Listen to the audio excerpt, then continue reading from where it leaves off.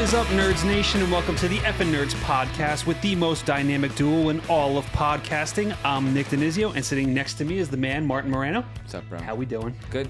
Today we are recapping episode 9 of WandaVision, series finale. But before we get started, if you nerds are watching on YouTube, please subscribe and hit that thumbs up.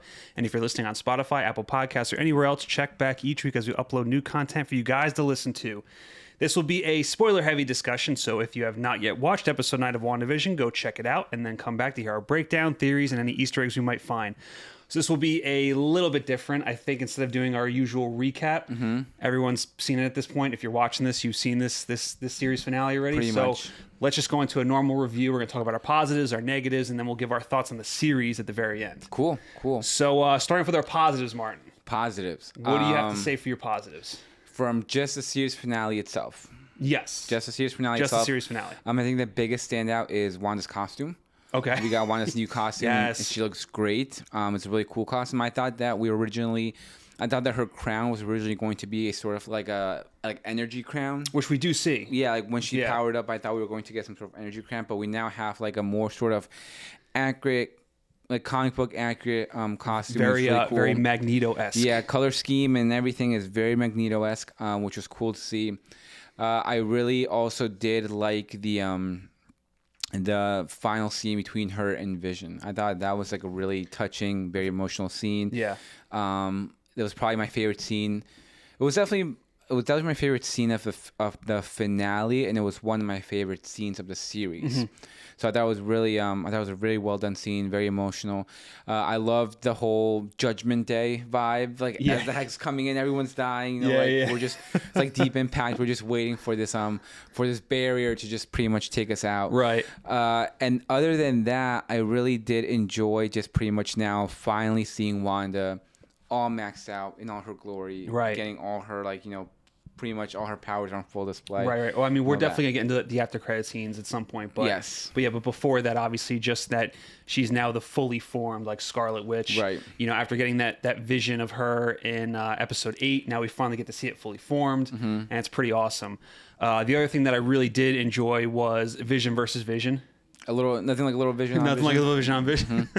but just like the fight between them it was very cool just because, you know, you have like one punching and the other's phasing. Right. So it's like you get this really great back and forth, but obviously with their final confrontation is like a battle of wits, which is like between both Visions, it's like that's the most appropriate fight they could have. It's literally two computers. Yes, exactly. It's just like two computers like squaring off, like going into the Google machine and trying to outsmart each other and researching everything and be like, you know this person, right? Well, yeah, but it's not supposed to be like this, and just and it becomes like a bit of a philosophical mind fight. Exactly. Yeah, that's really good too. And you know, obviously, like we're definitely going to get into some of the story points here, but the other thing I really did enjoy is just Kathryn Hahn as a whole. I thought she was great. Like, as Agnes and seeing her like really siren.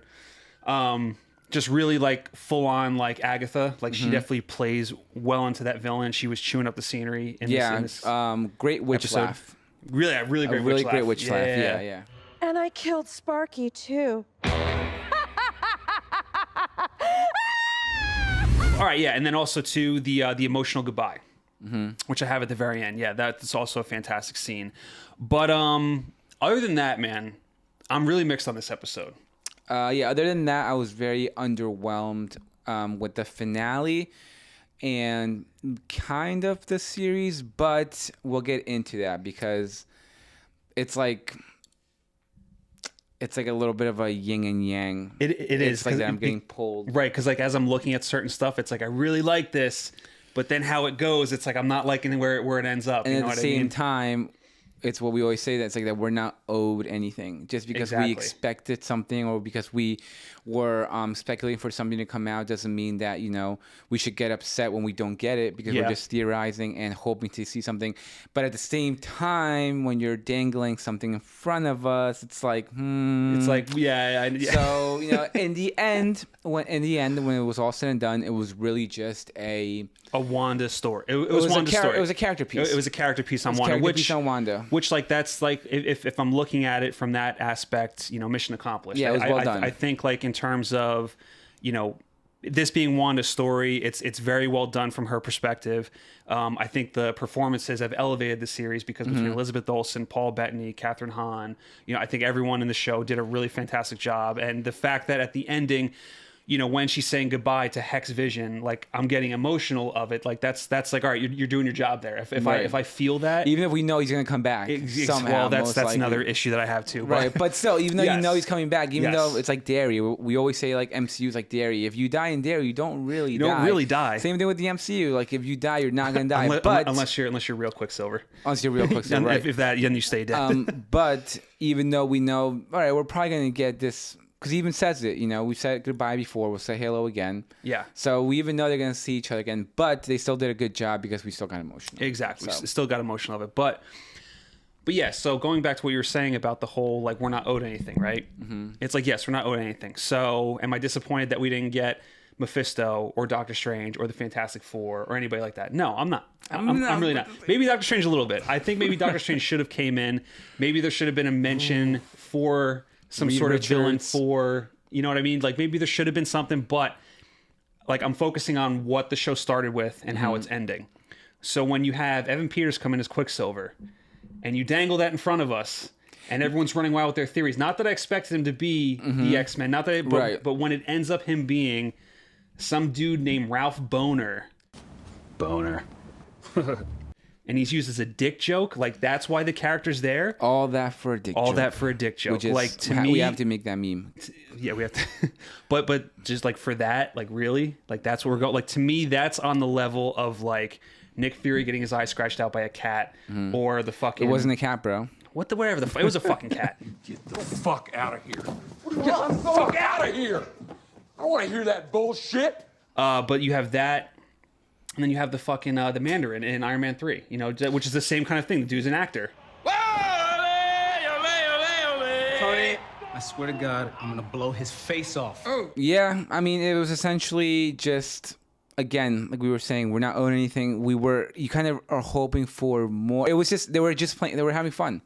That's really what it was. It was Marvel just having fun. Like, look, why don't we bring in Evan Peters as Quicksilver because he played Quicksilver in the other universe? But it's not fun. Yeah, it's not. It's not. It's really not. And it's not so. But okay, here's my thing. Yeah. I said it in the last episode. At this point, I was like, I don't care if he's just a normal person.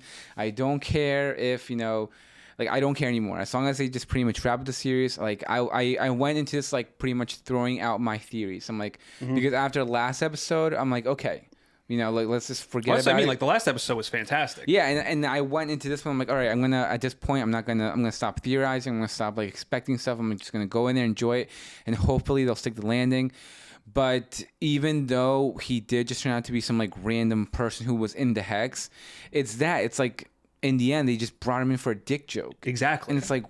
Like really? Why? Like why? Like because like it couldn't just be a normal person. We had to like make it somehow funny or make a joke out of it. Or make a joke out of it. And it's like look, if you wanted to just have fun with bringing in Evan Peters, which essentially did, fine. As some random person, that's fine. But like I don't know. I just thought it was pretty much handled poorly. I did too. I just thought it was cheap. Yeah, it was. I was like, fuck this. Yeah.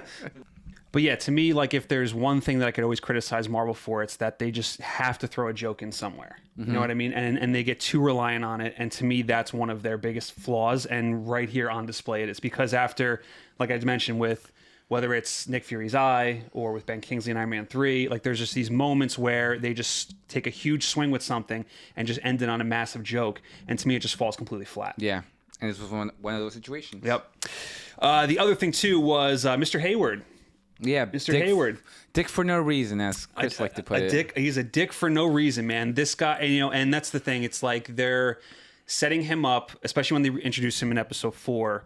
He has that relationship with Monica and her mom. So when he comes in here and he starts to turn a little bit and he starts to almost, he becomes like the antagonist of the show. And it's like, all right, this guy has to have a reason why, because it's like he runs sword. He shouldn't be a bad guy. Right. So it's like, all right, he has to have some sort of reason. And you had this great thing, like maybe he lost his family in the blip, or maybe, he just went through some sort of trauma and now he's led by fear of the Avengers. You know what I mean? Trying to do anything possible to avoid, kind of puts that responsibility on himself. Like, I need to do anything possible to stop something like this. Right. And that's enough. Like, that's enough of a motivation for me. But when it comes down to it, when he's revealed in this episode, he might as well have had a twirling mustache and an evil laugh. You know what I mean? Like, he's just a generic bad guy who had just whatever reason just wanted to kill Wanda because she was too powerful. Like, what? I think there was still that I think that drive was still there. The whole notion, like, all right, look, Wanda's doing some shit. I need to stop it, because he was like, once I stop, the world will thank me. So he's trying to, like, whether he's like seeking glory or whether he's like, you know, it's like we talk about, like, some of the best villains are the villains who essentially do whatever they have to, but with like the best intentions. Right. You know, it may not seem good, but they have the best intentions, and it kind of looked like Hayward was doing that.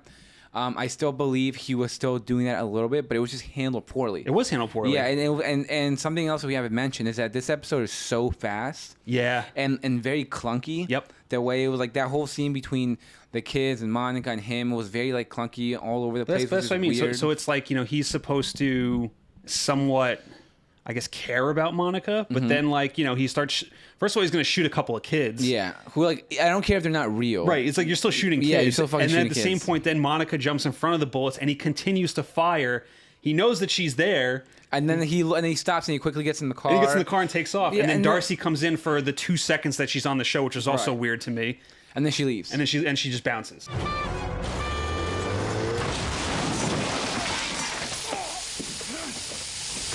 Have fun in prison.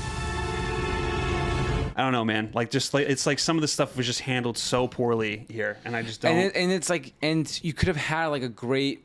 If you want to have like your cheesy villain, whatever, you could have had a great monologue. You could have had a great like monologue, like, no, I need to do this because I need to stop wanting to make sure that something like happened in 5 years never happens again. And that's good enough. Yeah, that's just it. a That's great enough. like a very cheesy, generic, evil bad guy monologue before Monica punches him in the face and knocks him out. Exactly. You know, like him like ranting on. You know?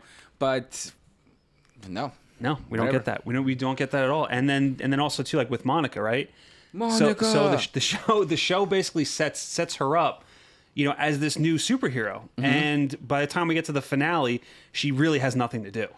Well, here's my issue with that. I really liked the character in the beginning when we got her and everything. I was really a fan. I was like, okay, I'm invested into this character. Then she gets her powers, which I thought it was dumb the way they did it. Like, I've said that already a bunch of times. The way, like, the whole thing with the hex and her kind of breaking through and her powers manifesting, I thought was really dumb. And really, especially when you compare it to, like, Wanda encountering with the Mind Stone. Right, so I'm saying, it's like you have 2 sample sizes. Like, we literally, on the following episode, we really get Wanda, like, in all its glory, like, encountering with the Mind Stone and all these great effects, moments. And it's very cinematic. Very cinematic, very epic, compared to, like, that dumb thing with her. So we get that, and it leaves like a bad taste in my mouth. Then we don't get her for an entire episode. Right. And then we get her here, and the first time we get her here, we get the Ralph Boner dick joke. Yeah. Boner. She's stuck in a room. She's stuck in a room with this fucking clown. It's like, oh, she makes a revelation that it's Ralph Boner. Like, I don't care. Right. And then she comes out in this really clunky, messy scene between her, Hayward, and the kids. Again, has like a weird, cheap display of power. Yeah. And then it got to the point where I just don't care about Spectrum or the character of Monica anymore, and it's unfortunate. It really is, but that's pretty much just where I am at now. Well, and this is the tough thing too, because, you know, as someone that was not the biggest fan of Captain Marvel, and now she's obviously she's going to be a big part of Captain Marvel too. It's like going into this, I'm like, all right. It's like I'm not excited for this movie. I mean, the only thing that made me excited for it was that Nia DaCosta was going to do it. So hopefully Candyman is good, so my excitement keeps going. But like, and if Candyman sucks, even worse. If Candyman sucks, it'll be even worse. So it's like it's and if it's Miss just Marvel tough. sucks, okay. If hypotheticals, and we are not by any chance, people, hoping that Candyman sucks. Oh, these guys want it to fail so they can hate Captain Marvel too. No. Fuck yourselves. Get the fuck out of here. Get the fuck out of here. I want to hear that bullshit. But like in hypotheticals, if like, you know, Candyman sucks, then it's okay. That's not very reassuring. And then if Miss Marvel for whatever reason sucks, they were going into a movie with 3 characters that I don't really care about, being led by a director whose movie I just did not like. Right. It's not intriguing. Yeah, like, I know. It's just not appealing. Now, if all those things happen, could it still be a great movie? Of course. Of course, it can still be a fantastic movie, but it obviously does kill the excitement. Like we're gonna talk about No Man Land, I feel like a lot moving forward, because I absolutely. Well, yeah, no, I think we're definitely going to do a Adore review on that movie. too. But I'm going into Turtles now so much more excited because of what Chloe Chow just did. Yep. On No Man's Land, and it does have that effect. If you're a fan, if you love film and art and stuff, when you see what a creative artist can do with a certain property, then you get excited for what they're gonna do with another one. For sure. And like, I don't know, I feel like it's a little bit of unfair pressure now on Miss Marvel, and this could just be me saying that to myself, but like, I want to go in there and I want to love it, so then that way I have at least something, because I've told you this before. I've really I've boarded the Miss Marvel bandwagon recently, like very hard. I really enjoy. I've really enjoyed the comics that I've recently read. I've really enjoyed the character, so I'm really hoping they can do it a good job because I want this character to succeed. Right, it's a great character. So I'm hoping that it is a little bit of unfair pressure because I'm really hoping for it to be good, just so I can be like, okay, have something to be excited about. For and just Captain have a Marvel little 2, bit of faith too, like just like. Moving forward, I gotta stop because I'm gonna knock Batman over. You're gonna knock Batman over, bro. Yeah, I can't do that. Not again. Well, honestly, too, I don't even put any of this on. Like, I think the actress' name is Tiana Harris, who plays Monica. No, like I think she's really good as the character. But the problem is that by the time we get to the finale, she just has nothing to do. So they've kind of written themselves into a corner with this. And like, I get it. Like, it's Wanda's story, so the focus should be on her. Well, then maybe Monica really shouldn't have been introduced with her powers yet. You know what I mean? Maybe you should have just possibly teased it. Right. Like, and that's the thing. And they kind of had that setup. They did tease it, but then they made her like a full-fledged superhero by the end of this. And it's and by then the time they we hit her get for here. 1.5 episodes. Right. Exactly. So it's like, it's like, okay, I like this character. It's like I said, I like this character. She gets her powers. I'm like, okay, that was kind of lame. Then we throw her in the back burner. You forget about her, and then you bring her back. You're like, oh yes, right. I don't really care for this person. Right. And then on top of that, only to deal with Hayward, who is just like a cliche you bring her villain. back in like 2 of like the worst scenes. Yeah. So it's just like. It's just tough. It is. It's just tough. That's what it comes like down to. you're almost hoping for like some sort of redeeming quality. And again, like no, this doesn't fall against the actress at all because I thought she was great. It's just unfortunate. I just thought the character was handled poorly. And then in terms of moving forward, the whole thing with Wanda, right? Wanda and her powers. She makes a point to say that she's not a witch. She has never cast any spells, doesn't do any of this. And then literally 15 minutes later, she's throwing runes on the hex. Right. So it's like, when did... It was very fast. And that's the thing, too. And like, we could talk about this in terms of the idea of the entire episode just flying, and maybe the series needed one more episode to flesh some things out.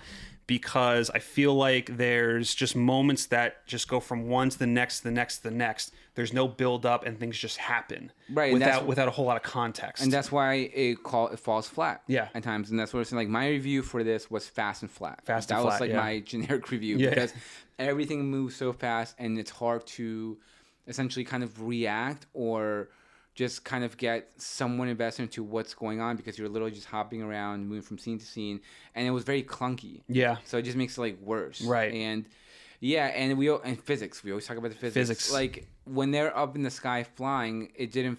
I felt like they were just on a wire. Yeah. Like they were very stationary. Right. Like, it wasn't like, and I get it. It's a TV show. I was going to say that could also be a product of the fact that, like, even though it is Marvel, it is still a TV show, and they only have so much money to do for effects. So it's like, and they still do look better than majority of the effects that are on TV. The Vision fight, visual effects was awesome. Yeah. It was really fun to see. So, but yeah, and it's like, and clearly they're doing a sort of rewrite with Wanda. Because clearly, like when she first came on in Ultron, it was that she was a miracle. She was affected by the Mind Stone, and now that they have the rights to the X-Men and pretty much the rights to Scarlet Witch and everything, right? Now they're doing a bit of a rewrite that she was essentially this mystical being that was reborn into Wanda, right? Or that Wanda like maybe I'm not really entirely sure. Maybe Wanda woke it up or something. Well, because like I know. Like throughout the episode, like Agatha kept saying, Scarlet Witch does not, she has no coven. She has no. It's like she's forged. So I don't know if it's if Wanda is like a reincarnation of the Scarlet Witch, or if she had this power in her all along. Yeah, I don't like that's the thing. Like I don't really know, and I think I don't think we're supposed to know yet because obviously in the end credit scene which we'll definitely get into, but she's reading the Darkhold, which is the book, and she's learning about what the Scarlet Witch is and how it comes to be. So I'm assuming we'll get more of that because I think the director came out and said that Wanda's story does continue into Doctor Strange's Multiverse of Madness. So I'm assuming that a lot of that movie is going to revolve around Wanda as the Scarlet Witch. Wanda. And also, like, they have this nice little drop of saying, your power exceeds that of the Sorcerer Supreme. Right. So Doctor Strange better watch out, bro, because you got Wanda coming after you. Well, that's what it is. Like, now we're confirmed now that Wanda is the most powerful Avenger. Right. And Brie Larson was recently saying how Captain Marvel was. Yeah. No. Sorry, Brie Larson. Yeah, but that's like the one thing that I'll be looking forward to see. Like, does she have this sort of dormant power and the Mind Stone woke it up? Right. Like her contact with an Infinity Stone make her an Infinity being, right? An Nexi. So looking forward to that, how that plays out. And yeah, but I mean, I like we said, as a character piece on Wanda, I thought it was really well done, but it was just like, yeah, it's like there's a lot of other elements around her. Mm-hmm. That just didn't work. It didn't work, and again, or the wrap up was lame, or it just was like, all right, whatever. And you could say maybe we are a bit of a victim of theories and speculation, mm-hmm. but it's like, with Marvel and the stuff that they've done and their projects, it's like they're on a pedestal, like they put themselves on a pedestal. So mm-hmm. whenever a project for them comes out, it's always going to have this high expectation. And with the things that they've done in their previous movies, with things being connected and things setting up, new things. And then also just looking at the source material, at the comics and stuff, it's like in the comics, Wanda's kids come from Mephisto. So right. It's like, of course, everyone's going to assume... Well, that could still be a thing. That could still be a thing. So we could still get that. And obviously, much like Wanda, certain things in WandaVision help strengthen previous MCU movies. Right. Maybe going forward, something can help strengthen WandaVision. Very true. Which is possible. But looking at the series now as a whole, it's like just there are certain things that just feel like they just kept left dangling. Either they're undercooked or they just really weren't that interesting from the start. Right. And again, it's like you were saying, like, we're not owed anything. We are a little bit of a victim because we theorize and speculate, and we try to put all these pieces together, and we expect to, like, maybe get some sort of answer. And also just a wow. Like, obviously, like, her becoming the Scarlet Witch was awesome. That was an awesome moment. Mm-hmm. Really cool. But, like, I feel like there were it was missing a wow factor. Yeah, and there were so many moments that you could have had that. Yeah. But to go back to what I was saying, it was you didn't get this. You can't be upset. But at the same time, you were teasing me. Yeah. Like, you're making a focus as to who this aerospace engineer is. Yes. Like, zooming in on Monica as she's texting, talking about, like, the greatest cameo. Right. Fucking Paul Bettany just trolling. Oh, Paul trolled just hard, dude. So fucking hard. Talking about how, like, there's going to be an actor who I wanted to work with for so long. My whole entire life. So it's like all these things that were just put out there that were just same thing with the fucking actor. She's like, I can't wait for you guys to meet my aerospace engineer friend. Yeah. Just so much bullshit that was just fucking teased at us. I'm like, okay, fine. Like, yeah, I get it. We're not owed anything. Just because we theorize and speculate doesn't mean that you have to give us what we want. But then don't play with our emotions like that, because we get really worked up and we get a little bit hopeful. We're nerds, bro. We get worked up. We're fucking nerds. Yes. But it's like. It's that. It's like, okay, and I went into this episode, I'm like, just forget about it. Just, like, enjoy it. Just enjoy it. But as it played out, I'm like, I'm not enjoying this.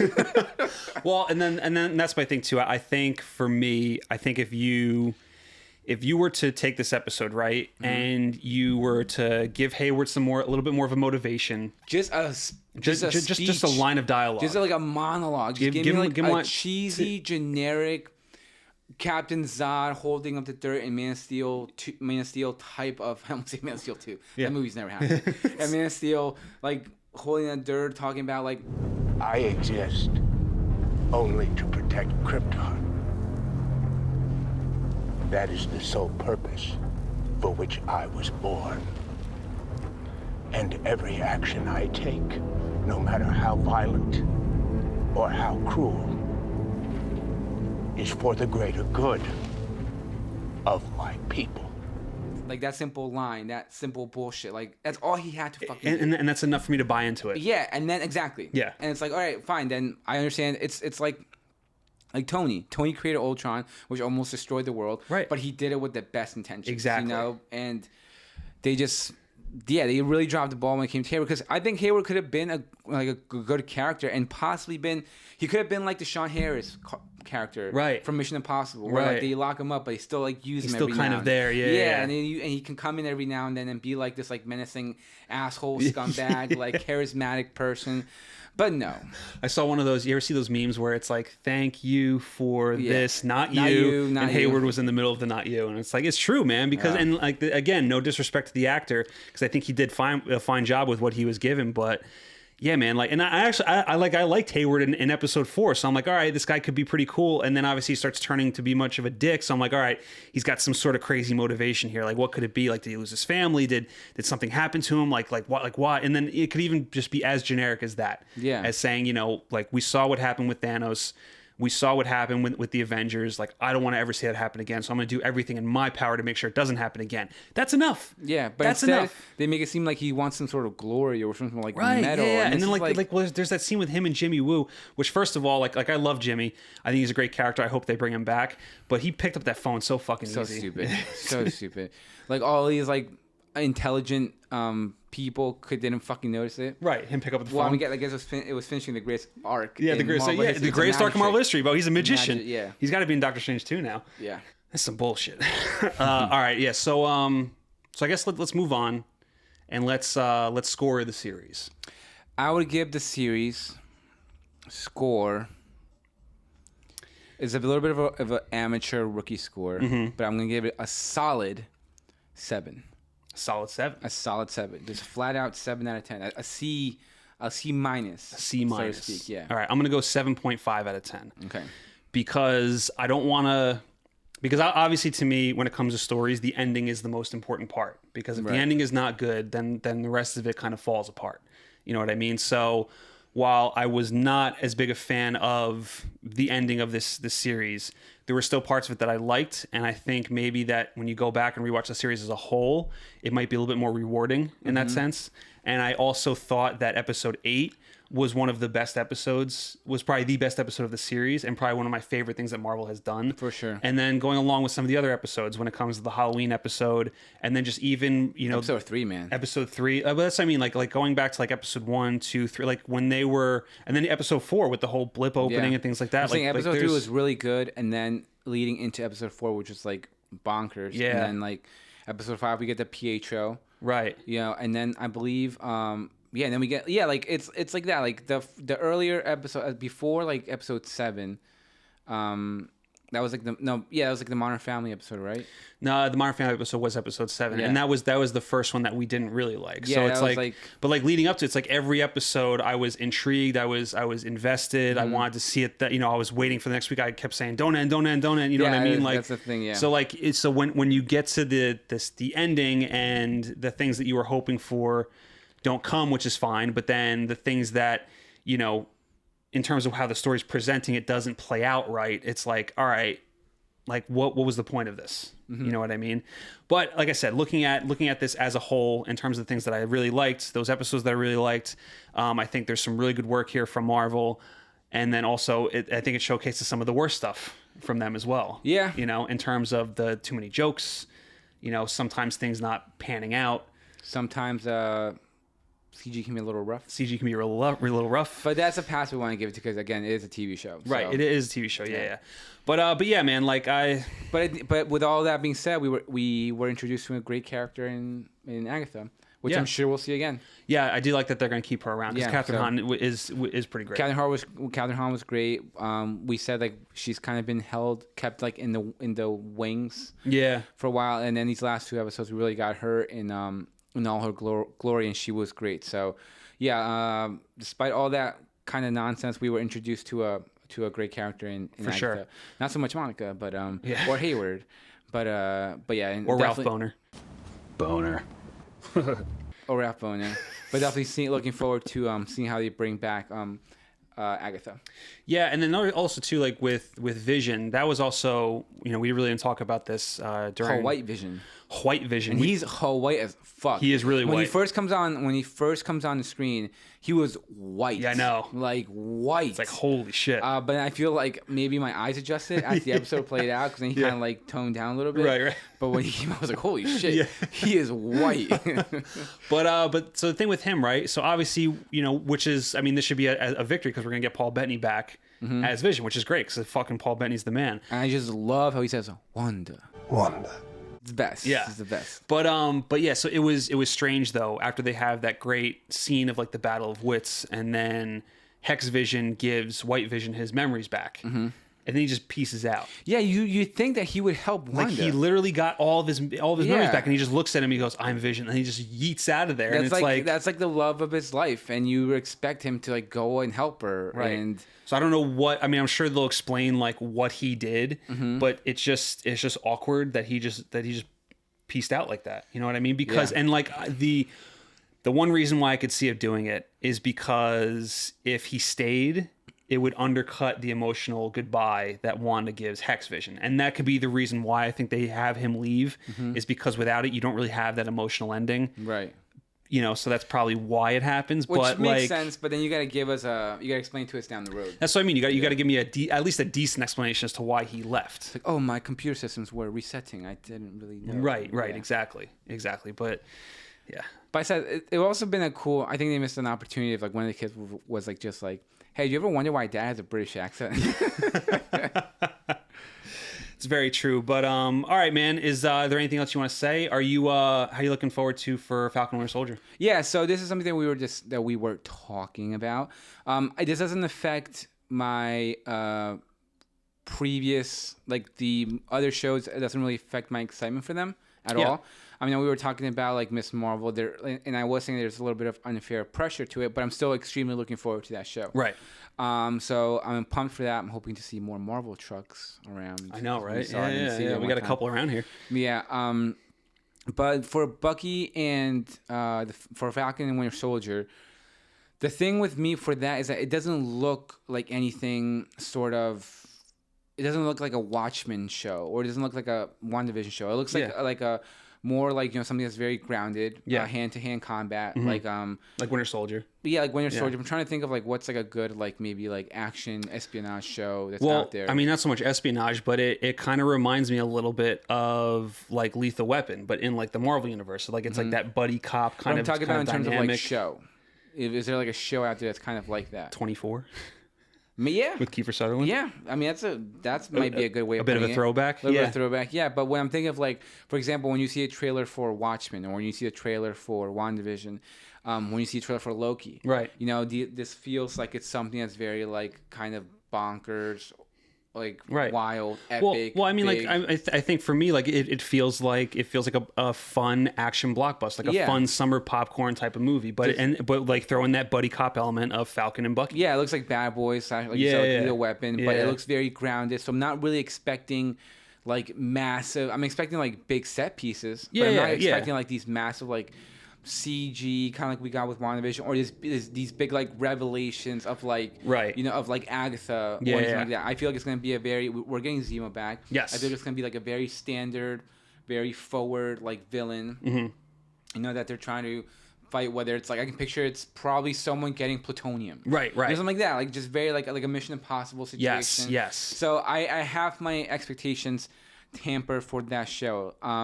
Loki, on the other hand, I feel it's gonna be amazing. Bonkers, off the wall. It looked like trippy. at least from the trailer, it looked like it was like gonna be. Very trippy, very insane. So that's something that I'm definitely kind of more excited towards. But I'm still pumped for Bucky, for Falcon and Winter Soldier. Still pumped for Loki, and like I said, I'm still excited for What If and Miss Marvel. So for sure. Even though this didn't pan out the way I was hoping to, I'm still really excited for these other shows, because we're spending multiple hours with characters that we love and that we know. So it's like this long form storytelling that Marvel is starting to dip their toes into. And look, WandaVision was like their test run, and now I'm sure they're gonna, as they move forward, I'm sure they're gonna still figure it out, how they can make these sort of like long form storytelling shows with these characters better. Right. Yeah, no, I would definitely agree. I do want to go back to WandaVision for a second. The thing that I wanted to touch on that I missed, and this leads into a positive, is that I thought the show did a pretty good job touching on some very heavy subjects when it comes to grief and loss and trauma and how you deal with it. And that's where I think the show is kind of at its strongest, like especially when it came, because obviously it focuses on Wanda and her losing vision, and and just all the trauma that she deals with in her life. And that was probably my favorite aspect of it, because when we got episode 7 and the whole it was Agatha all along, I was worried that we were going to go away from it being Wanda. Mm-hmm. Luckily, it comes back to it, and then even in the series finale, it doubles down on it and really kind of shows that Wanda was kind of the villain of this series when she's in the middle of the town and Agatha starts waking all the people up, which was weird. You thought it was? I mean, I actually liked that. I didn't like how everyone just like was so calmly reacting to it when we've gotten multiple situations beforehand of everyone spazzing out. Right. Like you have people frozen crying. Well, see, because I wonder if it was a reflection of just people being tired. Maybe. You know what I mean? If people just being completely drained of being stuck under this, and they just can't, like, they have no more energy left to argue or fight, or, you know what I mean? Because even when Wanda's walking through the town after it's all over, and they're just giving her, like, they're giving her that stare. The scarlet letter. The scarlet. Oh, there you go. Nice, man. But, so that's kind of how I looked at it. I looked at it all as people were just drained, and that's why Mrs. Hart was just like, just kill us if you're not going to let us go. Mm-hmm. But, like, I like that it reverted back, to this being on Wanda, and that she did all this, and she's kind of the villain, So I really did enjoy that, and I liked that the show did not go back on that. Right. It didn't shy away from that. Mm-hmm. And, just all the other, things that it delved into, and whether or not, because the idea was about Wanda letting go, and especially when it comes to Vision, like, he died, so it's like you have to let him go and move on with your life. The show kind of undercuts it a little bit now that he's going to come back at some point. So it's like, it's like, it might not be the Vision that she knows and loves, but he's going to come back. I mean, he's got his memories back though. Why wouldn't it be? True. That's the thing, so it's like that the message of moving on with your life might be undercut a little bit by, Vision eventually coming back, but still, like, I do appreciate that they kind of did delve into that kind of stuff and didn't stray away from it too much. Well, do you want to talk about the post-credit scenes? Yeah, for sure. Yeah. So you talk first, I talk first. Yeah. So let's do the first one. Okay. First one. Darcy dips, which is they literally just have a line. Oh, she doesn't like. Oh yeah, she doesn't like. So I'm gonna get the fuck out of here. Yeah, it's like all right, whatever. Played a pretty major role in the series. Bring her for 2 seconds and then just have her get. And just have her. Yeah. Whatever. Weird. Yo, weird, dude, weird. And Monica gets lured into some weird theater. Some creepy shit's going on. You're like, what's happening? You're hoping. Or at least I was. Who's going to be in there? Is Reed there? Is Reed there? Please tell me Reed's there. Or please tell me on something. I don't know. It is something, though. It is something, though. Then a scroll comes out. Scroll comes out. Says friends of her mom. So probably Nick Fury. Huh? Probably Nick Fury. No, friends of her mom. Yeah, scroll says I was. Yeah, Nick Fury.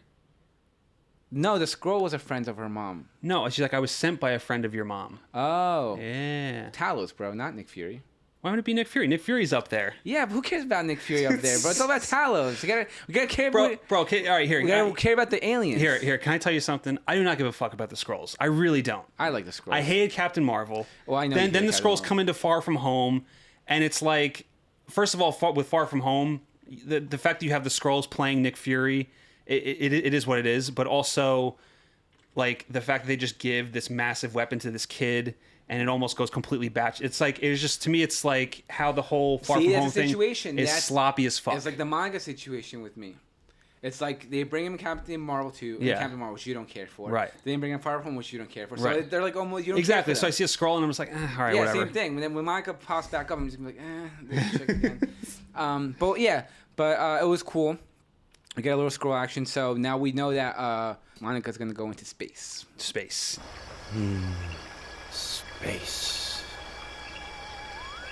That she is.